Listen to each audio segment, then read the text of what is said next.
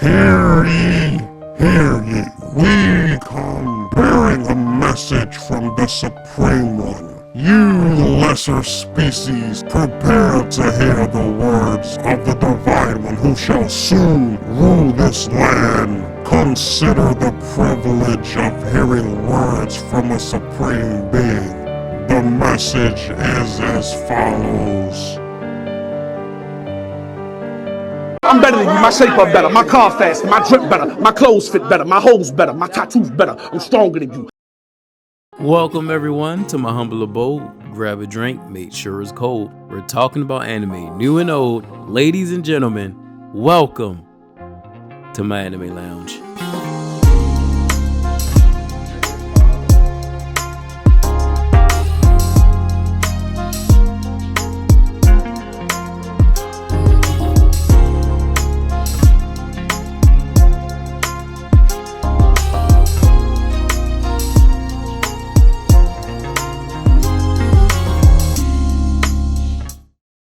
When I say welcome, you say back, welcome. No! Welcome. No! I said, when I say welcome, you say back, welcome. Say another motherfucking word and this shit is over. And I ain't playing, nigga.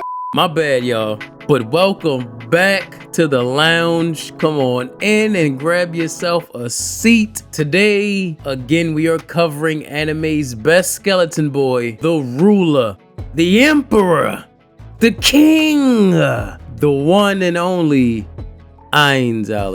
We're going to be jumping back into season 2 this time and cover Ainz's complete and utter domination over an unsuspecting demi-human race of lizardmen. This invasion gave me one of my favorite scenes from this season, as well as one of the most disrespectful scenes. So I can't wait to get into it, and you all love when I cover Ainz. And I love covering Ainz. It's a win-win. So what happens when this combative warrior race doesn't go down without a fight? Stick around and find out. But first, you should give that like button a fight. Push the goddamn button. Push the goddamn button. If you're new and find yourself enjoying the video, hit that subscribe button, join the lounge, and enjoy talking anime with fellow watchers. Hit that bell for notifications so you know when the lounge is going to be open again. There's a seat for you. Join us. Chill with us, laugh with us. Now let's get into it.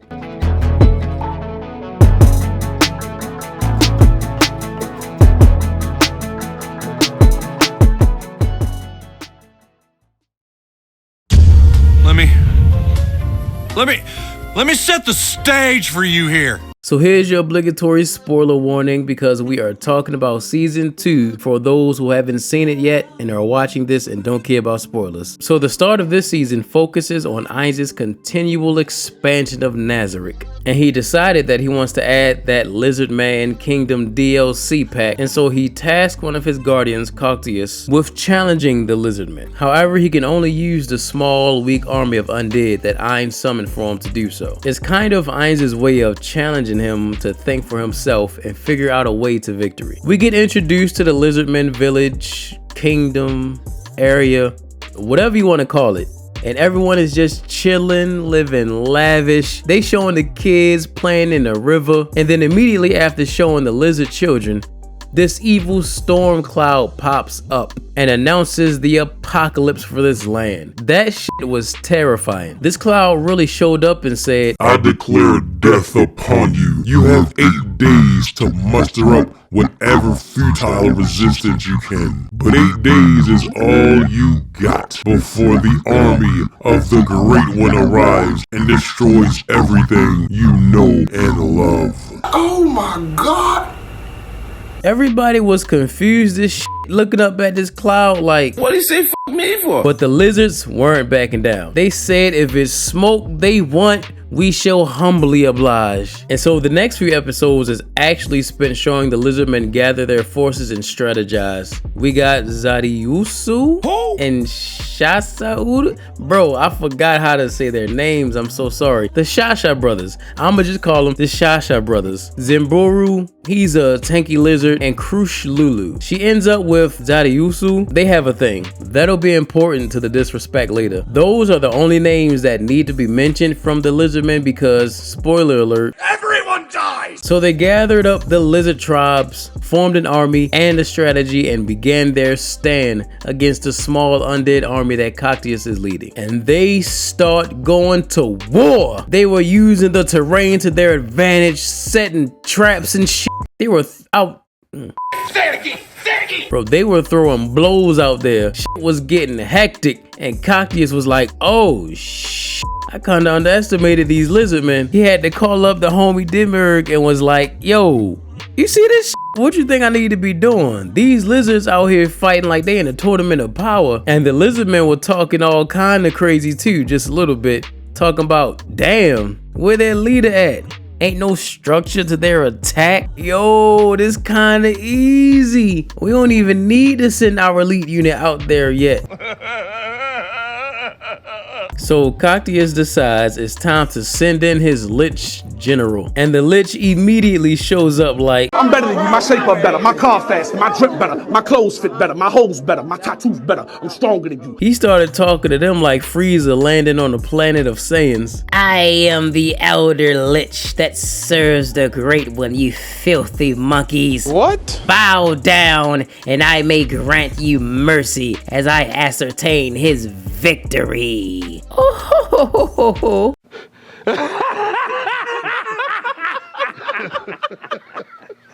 And these Lizardmen assembled like the fucking Avengers. They sent out that elite unit and went to work on the Lich. He shot out a fireball, bam, countered with ice. He tried lightning, bam, elemental resistance on him. They really had this man out here fighting like Emperor Palpatine. So using the frost blade that he has, they gain the upper hand on the Lich and they take him out, claiming an official/unofficial victory over an army of Nazerick. And it was a feel-good moment.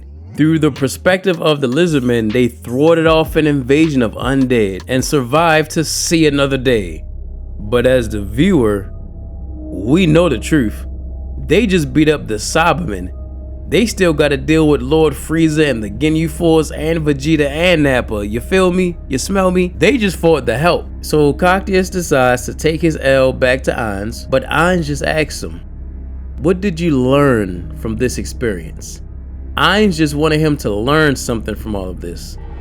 And then, as punishment for losing the battle, Ainz gave Cactius one order, and one order only. Kill them all.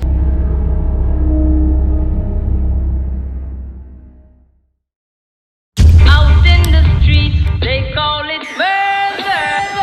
So Ainz tells Cactius, you and you alone are gonna expunge this mistake. You are gonna exterminate the Lizardmen. But being the warrior that he is, Cactius found himself impressed by the grit and drive of the Lizardmen and offered that they be spared instead. Ainz would have agreed, but he just needs Cactius to give him a good enough reason to allow this to happen. What can these Lizardmen provide Nazerick? Why should I allow them to survive? Demi offered that the Lizardmen be used as an experiment to practice governing a different race using means other than intimidation and force. Ainz said, cool. So instead of erasing them, we'll occupy them. And then he literally says, okay, let's go flex our power on the Lizardmen real quick. So they went back to that village and immediately had the Lizardmen shook. Bro, he had a whole skeleton army chromed out in magical gear. They started doing some choreography, revealing Ainz in the middle. And you already know, as soon as we see him, without even saying anything, just by existing here in this space, he's just like, I'm better than you, my shape up better, my car faster, my drip better, my clothes fit better, my hoes better, my tattoos better, I'm stronger than you.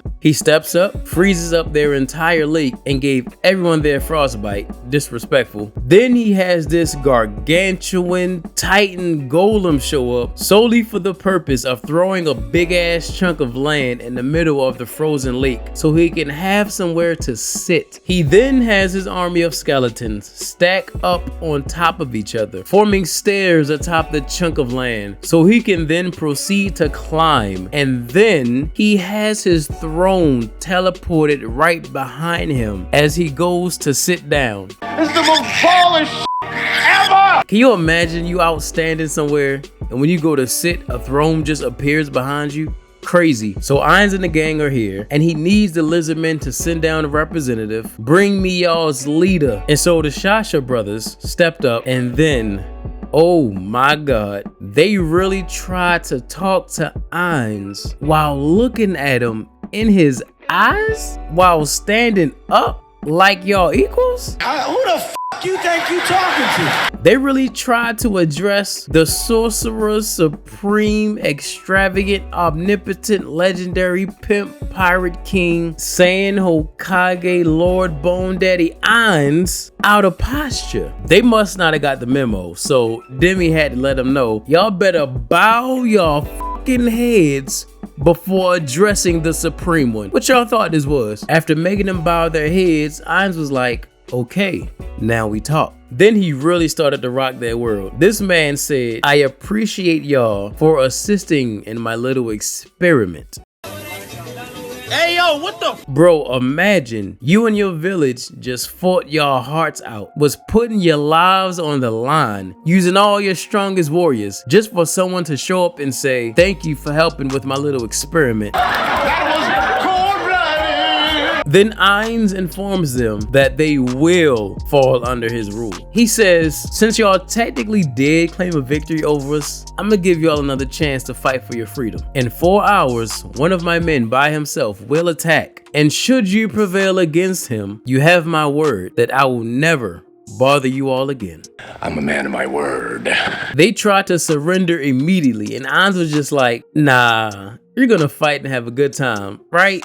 Right. Okay, good luck getting exterminated in 4 hours. I mean, have fun for fighting for your fucking lives. Oh, holy shit, they're gonna die. Ain't that a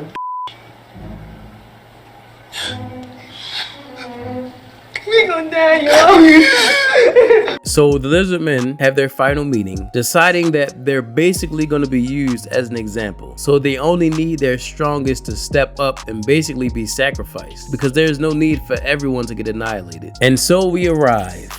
Doomsday, the final countdown. It's time to face down certain death. Cactius arrives, and as promised, he alone is gonna battle the Lizardmen. And being the warrior that he is, Cactius draws the line, or more so, he sets the pillars. And anyone who is ready for battle can cross these pillars. But for anyone who crosses, only death awaits.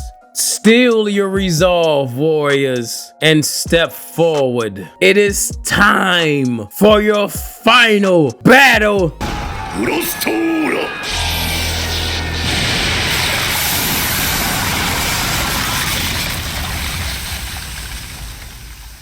Oh Jesus! You're a victim. He immediately Sub-Zeros most of the group. They try and charge him, and he pulls out this fucking Sephiroth blade and gave this reptile a splitting headache. The next one thought he was gone from Hunter x Hunter and tried to play rock, paper, scissors, and Cactius chose violence. Oh Jesus! And then the brains of the operation, this wise guy over here, tried to use the frost blade on an ice warrior. Huh?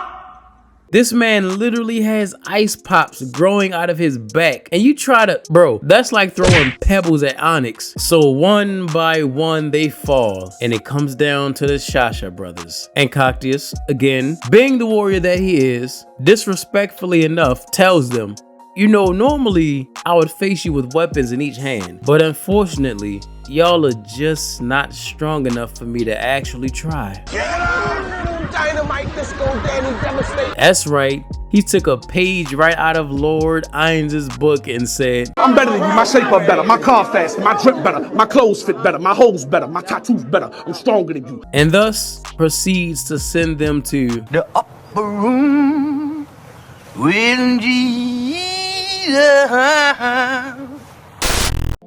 Alright, so it's time for an anime recommendation break.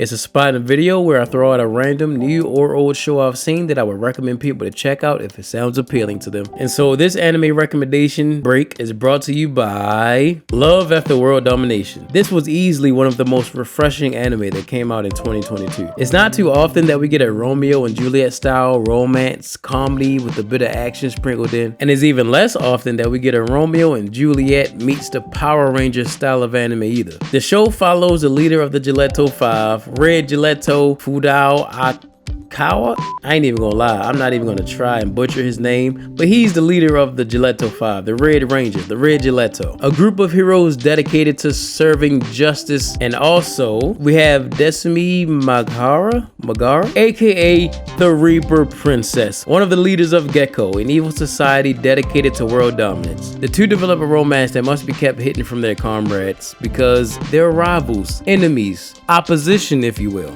Hilarity ensues as they have to pretend to be mortal enemies out in public, but then sneak away to further advance their romance that really develops wonderfully throughout the show. And they're both strong as shit too. And it's crazy how that actually plays a factor in them protecting their relationship. Bro, it really be getting dicey at times too. There's clean animation, characters are driven and written in a style of comedy that works.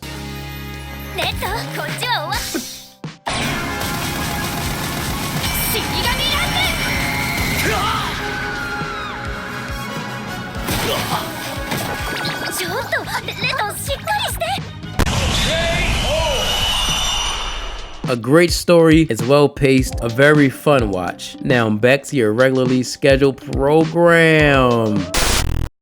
And after all of that, this man Ainz gonna have the nerve to say, what you gave them was the stick. Now you must give them the carrot. I'm like, the stick? Bro, he gave them the whole tree. He gave them the whole Amazon, Hashirama Forest Jutsu. He gave them the business. He gave them the blade. The judgment of God has been passed down upon thy land. He gave them some cold memories. They about to grow up with a fear of refrigerators. He gave them nightmares. He gave them the worst day ever. He really took out their strongest forces in front of their ladies and children and left their bodies out there like ice cubes in lemon water. He tells Cockjes that now you must rule over the Lizardmen, but it must not be a reign of terror. So he tells Ainz that out in that battle, he was impressed by the Shasha Bros and feels that they can become even stronger and become great assets to Nazerick, and thus proposes to bring them back to life. Ainz said, alright, bring me someone who can represent the Lizardmen. And then they bring in light-skinned baby Krush. This is where Ainz got a little sadistic, and I love it. Ainz said, I have a special request to ask of you, and in return for doing this, I will return Zaryusu to life. To me, death is nothing more than a state of being. I can manipulate life and death. And she immediately thought, okay. So you want my body? Ho, brother, whoa, now. You got too much dip on your chip, huh? Boy, Shelton Albedo was about to turn her into some snakeskin boots. It was about to get real hectic in that bitch. Ainz said, I need you to keep a close watch on the Lizardmen and make sure there are none who would betray me. And he really started fucking with her head. He said, look, right now, you have a miracle hanging over your head, and it's up to you to grab it. I want you to think about what is important to you. I'll cast a spell that will bring him back to life, but if I determine that you have betrayed me, well, he's lost it once before. It would be a shame if He was to lose it again. Shit gets deeper. You get the picture? She understands what Ainz is telling her, so she agrees. So Ainz resurrects Zaryusu and had this man talking like, so he pleadeth his allegiance to Ainz, and now the Lizardmen DLC has successfully been installed into the kingdom of Nazerick. That's why I'm the king around here.